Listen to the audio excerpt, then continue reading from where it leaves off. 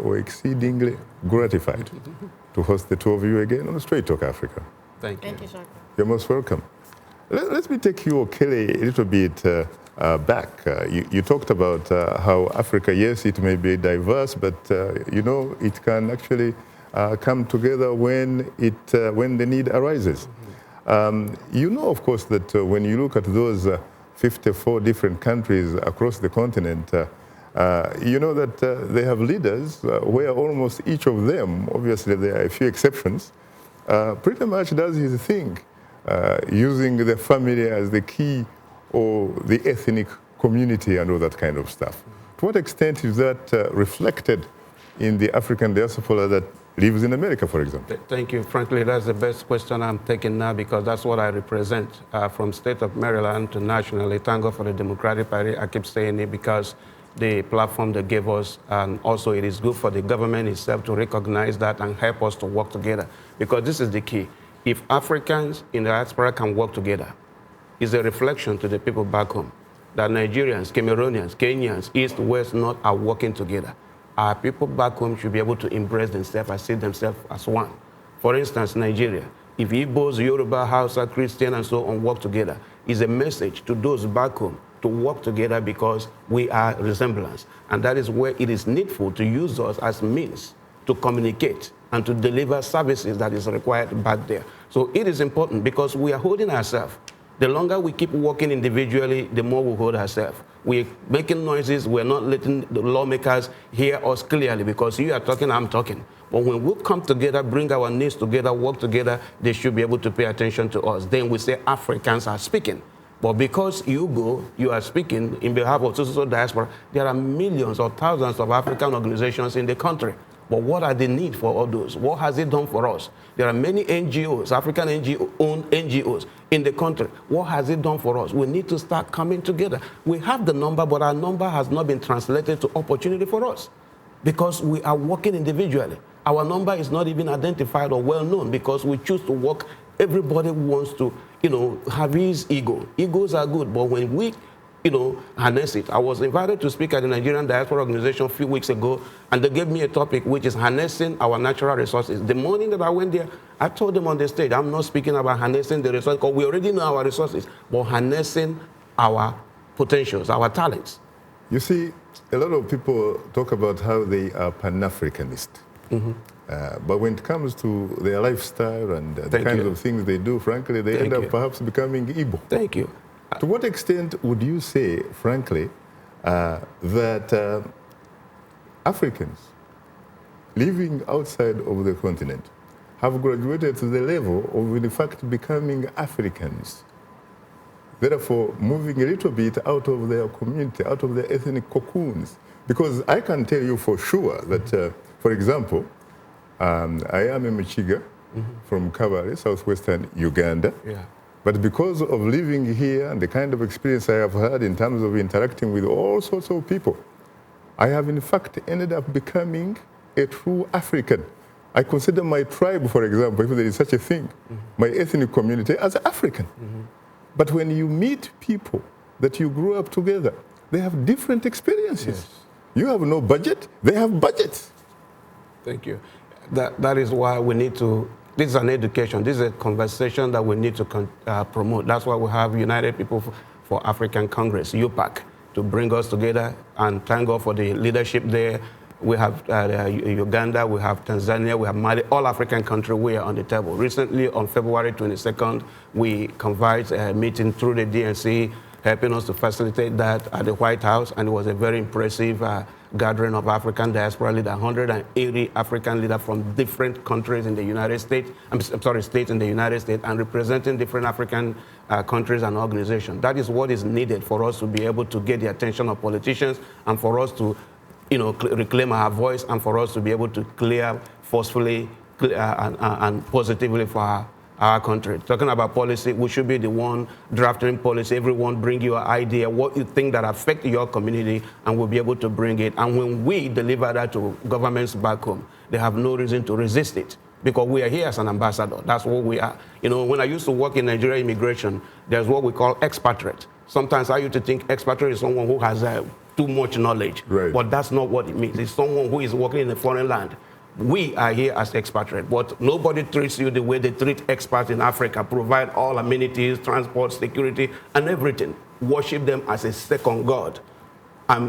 Maybe someone who didn't even graduate from high school, but has some knowledge. So we need to start knowing who we are, that we didn't just come here by chance. We came here to learn, and we've learned enough to be able to help our people. That's why there is suffering.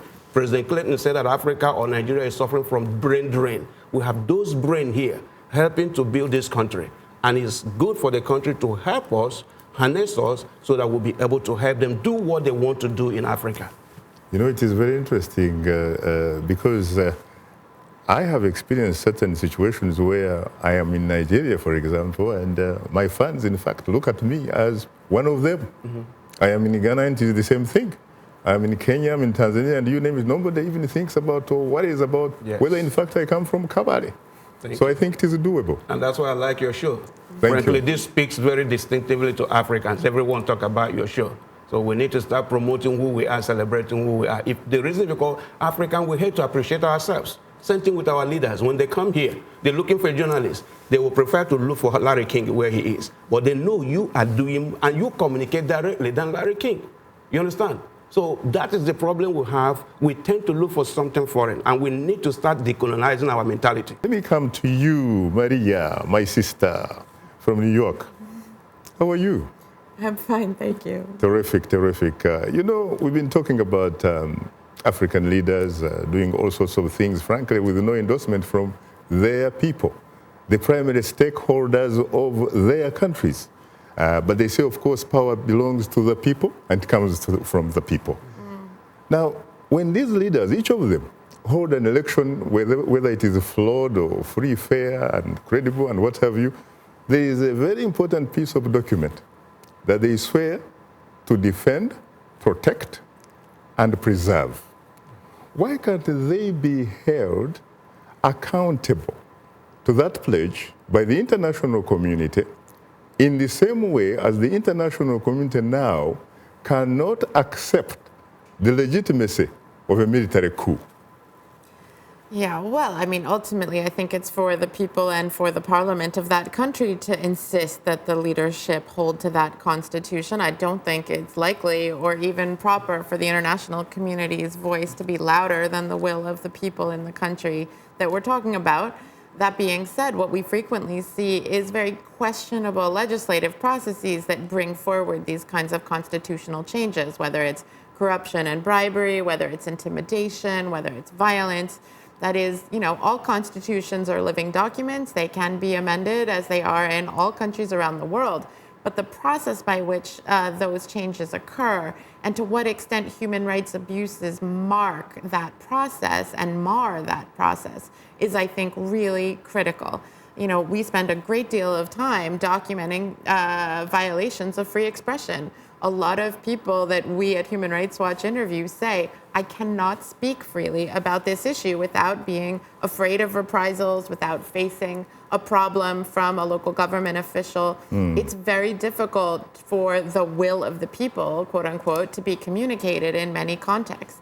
And I will say, unfortunately, we still see a lot of leaders, at least in the region that I work on, playing with ethnic politics. And ultimately, that is hugely divisive and creates its own problems down the line. Well, there are situations somebody will tell you that these development partners or donor communities, they do have enormous power. As a matter of fact, there is a bit of evidence on the ground that a lot of these elections, especially in some African countries, are really held to appease development partners as opposed to the primary stakeholder, their own people, because their people really are not citizens. They're subjects to these guys in the State House. In the past, we have had experiences where, for example, the United States put its feet down and said, Ukraine, that is not an election. You have to have another election. And it happened, and you had another president. They said, Ivory Coast, come on, Laura Gbagbo. No, you didn't win. The guy that won is Alassane Ouattara. And it happened. Gbagbo now is in The Hague. Why can't we have that in questionable elections like Uganda, for example? Well, I mean, clearly that's been hotly contested, and Dr. Besigye's call for an international audit has led him to be charged with treason. So I think it's very unlikely that we'll see an audit of Uganda's recent election. Why? We have had audits, for example, in Afghanistan, not a long time ago. We had international audits in Haiti, in Kosovo. Why not Uganda? Well, it's not to say that I'm not concerned. We documented a great deal of human rights abuse during Uganda's campaign and election. We issued reports about threats to free expression, free assembly, the unlawful use of tear gas, the excessive force of the security forces. So we remain very concerned that the election season was marked by human rights abuses. But clearly, the government has not chosen to entertain the notion of an international audit, despite the fact, I think most importantly, actually, it's that the local Ugandan electoral observers pointed out that the election was not carried out in a way that was free and fair. Obviously, the international observers have gained a little bit more attention, but domestic observers should have a great deal of credibility. They frequently see patterns of abuse and repression that international observers don't see, and they came to the conclusion that Uganda's election had serious problems. So, I think it would be interesting to see such an audit, but I can't say that it seems very likely in the current context where it's difficult to even debate whether an audit should happen, given that the person who's been pushing it is now behind bars and being charged with treason for even proposing the suggestion. But in a sense, I think that also gives him a platform. Doesn't it give him a platform? Mandela at one time was on Robben Island. Well, we'll have to see where things go with Dr. Besigye. The situation is certainly concerning insofar as, the court processes that have been happening where he's been charged have been happening after hours, before hours. There's been a lot of misinformation about when he'll appear. He hasn't had access to counsel in his court sessions yet. So it's certainly a case to watch. Sylvester, this is very ironic. Because I remember when the Madiba, Nelson Mandela, died, I remember a speech by US President Barack Obama. He talked about majority of the African leaders who were there to respect him and say farewell to him. Mm-hmm. They, in fact, back in their own countries, were doing the very same things that it took Mandela more than 27 years to fight and defeat. Exactly. What an irony. That's a challenge. Sometimes, even as we talk about diaspora, there are so many diaspora that have gone there, I would say they're even worse or become worse than some of those leaders who were there. But we cannot overlook all those things. The question of picking and choosing, we should focus on the community, the citizens themselves. There's a proverb that says when two elephants fight, it's the grass that will suffer. So regardless of who is at fault and so on, we need to focus on the individuals, the ordinary people who cannot afford to be there to decide for themselves, and looking up to the U.S., looking up to the Western world, looking up to those of us that are here to really raise the voice. Like I mentioned earlier on DRC, Democratic Republic of Congo, what is going on over there? We don't hear too much about it. And all of these things could be focused because of interest. If you are there, most of these policies and drafters and so on are drafting policies that will suit and create an enabling environment to grow their business. But if we focus on the humanity, on the individuals that are going through a hard time, I think there should be transformation in the region. And that's what we need to work on. We need to pray on and give encouragement to that area. Democracy is what we want everywhere in Africa. And with true democracy, an opportunity for everyone. I guarantee you we wouldn't be high. Even Boko Haram, ISIS, and so on will become a non-issue because the people can feed themselves and pay attention to the future. When there was the condition of apartheid in South Africa, apartheid was perceived by Africans and indeed the entire human community later, international human community, as an evil. But it was an evil because it was one group of people oppressing another group of people. Mm-hmm. Does oppression really have color? Does it have geography? Does it have boundaries really? Right. Isn't oppression oppression? Oppression, right. Isn't something that is wrong, wrong? Why are we afraid, for example, to criticize African leaders who are our cousins? Thank you. Our brothers and sisters who are oppressing their brothers, their aunts, their uncles. That's what I say every day. You know what? And I'm sorry to mention Nigeria again because we are representing the entire Africa, but I use Nigeria as an example where people are crying for the president, the economy, this and that. And I asked someone a question.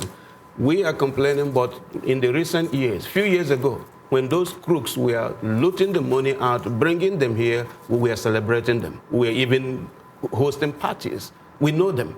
We didn't cry that they're taking the money away. Now that there is no money for the current president to work, we are now complaining and stoning him and crucifying him, shouting, crucify, crucify him. He's not the cause of the problem. The wealth and the resources have long ago been stolen, and future of the kids have been mortgaged. So why are we crying now? So that is the answer to your question. If we can be bold enough and call a spade when we see those evil leaders that are doing wrong and come here and deceive the U.S. and the entire world as if they are doing good, and we keep quiet, we are not helping our community. Many of them have their private jets. They don't care about the local roads that even a mother cannot go to church or go to market. Why would they care? Because they are flying. Many of them don't care about the local hospitals there because they and their wives and children come to overseas to receive medical care. They don't care about the local schools that are broken because their children are all in overseas, not even ordinary school. Yale and Harvard is their competition. So why would they care about the ordinary people? But we that are here, we encourage them. We even brag about them. You understand? So until our conscience begin to, work on us, that we call a spade and stop them. If we don't make this place uncomfortable for them, they will continue to do what they are doing, and our families will continue to suffer. Those we know. So I think we need to get ourselves, awaken up so that we'll be able to stop this from, extending. Maria, what needs to happen so that an ordinary African citizen, frankly, can enjoy the benefits of freedom, which is life, liberty, and the pursuit of happiness? Well, obviously that's a challenge not just for an ordinary African, but for an ordinary American, for an ordinary Frenchman, and an ordinary Italian. There's clearly a long fight ahead for basic human rights to be protected in all countries.